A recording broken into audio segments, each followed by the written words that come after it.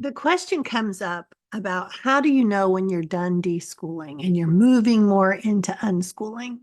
In the past, I've always said that deschooling is that period of time that you need to start to dismantle some of the preset ideas that you have because of the way you were taught, the way you learned what you were told, how school conditioned you, how society conditioned you. You start to examine that concept that some subjects are more important than other subjects, or that subjects have to be learned in a certain linear fashion, or with arbitrary timelines that schools have created. You learn you don't really have to do that. You value the learner more than the lesson plan. You recognize that the motivation of the learner is key and that a lot of school focuses on the way the system runs and the teacher's role in keeping that chugging along. So the fuzzy part comes when someone says, how do you know when you're done deschooling? When does unschooling start? I've always considered it a gradual evolution. You begin living life as if school doesn't exist. You stop putting those expectations on your family, on your life, on your schedule, etc. Also, in the past, as an unschooler, I've felt that traditional homeschoolers who did their 2 weeks of deschooling or 1 month or months plural were doing it wrong.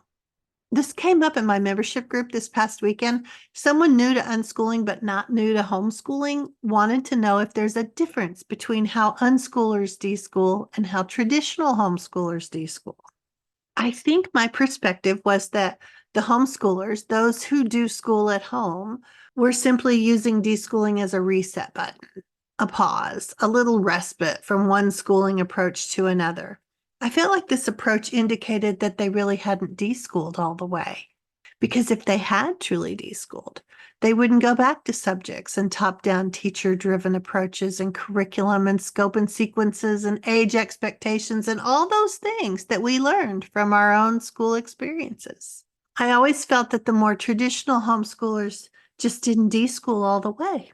To be honest, that didn't seem that far-fetched to me because all of this is a scary process. So many unknowns. It's like wandering through the darkness, getting nervous and turning back. So those that do their little bit of deschooling and then plug back into the school approach, even if they modify it to a degree, just didn't continue through the darkness so they could come out on the other side. I've spent the last 30 years, really my whole life, trying to see things from other people's perspectives.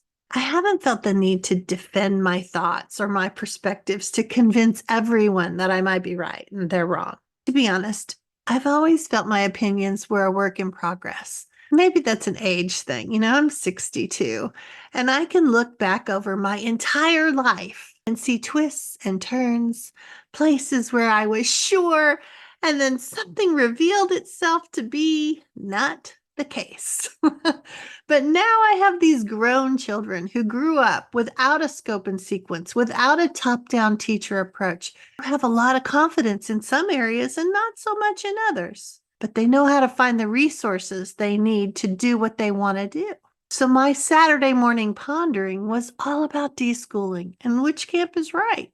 What is making all those homeschooling families who step off the conveyor belt when they're deschooling step back on? Is it just about adjusting the speed? And that's what they're considering individualizing their situation? I think that's the case. Because my own grown kids who did not step back on the conveyor belt at any speed are not at any disadvantage for having done that. Any disadvantages they have are because I maybe didn't engage as well as I should have. Live and learn, right? But no disadvantage is irreparable. Learning doesn't end. Anyone can learn anything whenever they see the need, at any age. But I want to stick with deschooling here today. How do you know when you're done? You don't. You don't know when it's done, and you don't ever really stop. It's like shading colors in art. There's a blending. You start with one color, add in another, and then as you move through it, you've created another color. So with deschooling, you set all this schooly stuff aside and you move into unschooling when you stop thinking in schoolish terms. You stop the age-related comparisons. You stop trying to add in more academics to offset all this fluff. air quotes in there somewhere, because it all matters. Learner decides the emphasis, not the parent. The parent continues to expose and bring ideas to the table, but there's more listening than lecturing, more observing than teaching. And that doesn't happen all at once for most of us. We get nervous. We do a little comparison. Comparisons have been so important in our lives up to this point. Of course we do that. We get a little too hungry, too angry, or lonely, or tired, and we fall back to the familiar, right? While that's probably inevitable, it's not helpful. We give kids mixed messages. We embrace the individuality, the learner-driven approach, and then we pull out the workbooks because something made us nervous. The kids don't know something we think all kids their age should know. So they're left with the thought that you either aren't that confident or the school way really is the right way, and your family just lacks the discipline to pull it off. And I just want to add, I did this too, this waffling. Maybe we all do as we deschool and have to figure this out. But pulling out that curriculum because we're not sure what else to do is counterproductive. Familiar, but not helpful. Better to lean toward the learner and their interests and see what you, with more life experiences, can offer to make it a more fun, rich life experience for the kids. For all of you, really. To demonstrate how digging around to find the resources needed is the real lesson, not the topic for rote memorization. Those can be answered by Siri or Googling. Knowing how to do that, how to deal with finding the solution that you need, that's the education everyone needs. So, in this stage of my observations in all of this, I still believe that the traditional homeschooling approach, almost unschooling or unschooling everything except a couple of subjects, is incomplete deschooling. Not that I have any judgments about it. Parents have to find their way and do their own pondering.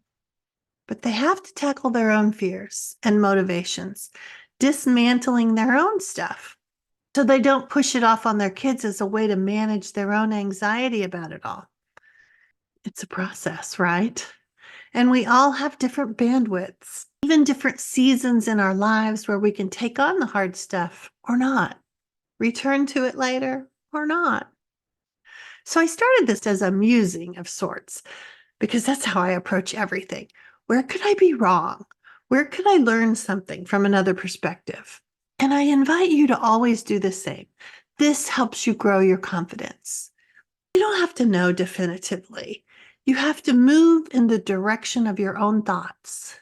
Notice when fear is driving the boat, and then look closer to see what that's all about. Also, know that that need for me to come to you with a definitive answer is a leftover from school's one right answer approach.